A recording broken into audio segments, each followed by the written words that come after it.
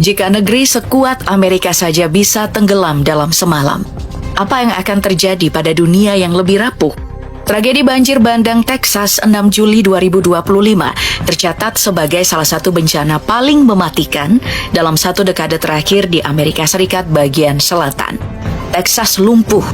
Hingga saat ini sudah tercatat 80 lebih orang tewas, termasuk 28 anak-anak. Ribuan rumah hanyut. Ironisnya, semua ini terjadi saat Amerika Serikat sedang gencar mendukung agresi Israel ke Gaza. Apakah ini sekadar musibah atau tanda bahwa dunia sedang menunggu giliran untuk diadili? Tonton sampai akhir. Ada satu fakta peran Texas dalam konflik Palestina yang akan membuka mata kamu tentang makna bencana ini. Get out! Get out of your car! Oh my God! Tragedi banjir bandang akibat hujan ekstrim yang turun sejak hari Kamis malam menyebabkan sungai Guadalupe dan sejumlah aliran sungai lainnya meluap dalam waktu singkat, merendam wilayah sepanjang lebih dari 250 mil dari Robert Lee hingga Belmont, Texas. Banjir bandang itu terjadi begitu cepat dan dahsyat. Menjelang fajar Jumat, air sungai naik lebih dari 8 meter hanya dalam waktu 45 menit. Menghantam jembatan, rumah, dan bahkan perkemahan anak-anak yang berada di dataran rendah. Beberapa saksi menyebut datangnya banjir seperti dinding air yang menghancurkan apa saja di hadapannya.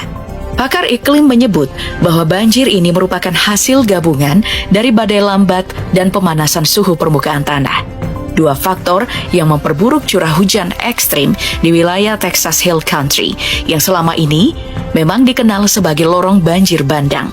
Wilayah yang paling parah dilanda banjir adalah Kerr County, termasuk kota Kerrville dan area perkemahan Camp Mystic, sebuah tempat musim panas khusus perempuan.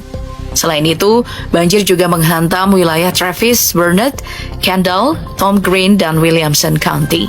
Ratusan rumah terendam, jembatan ambruk, dan jalanan terputus total.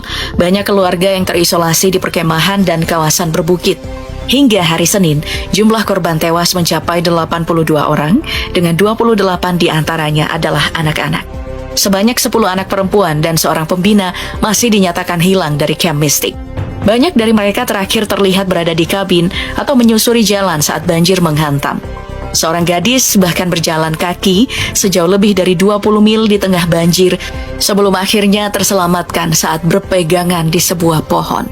Lebih dari 850 orang berhasil diselamatkan dalam 36 jam pertama oleh tim penyelamat yang menggunakan helikopter, drone, perahu, dan bahkan melintasi area berbahaya yang penuh dengan ular berbisa. Namun seiring waktu berjalan, harapan untuk menemukan korban selamat semakin menipis. Keluarga korban mulai berdatangan sejak Minggu pagi untuk melihat reruntuhan kabin dan sisa-sisa barang pribadi.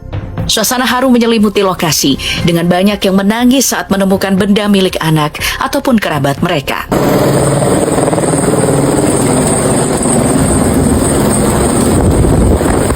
Gubernur Texas Greg Abbott menyatakan keadaan darurat dan memperingatkan bahwa curah hujan tinggi masih akan terjadi hingga hari Selasa, memperparah kondisi tanah yang sudah jenuh air.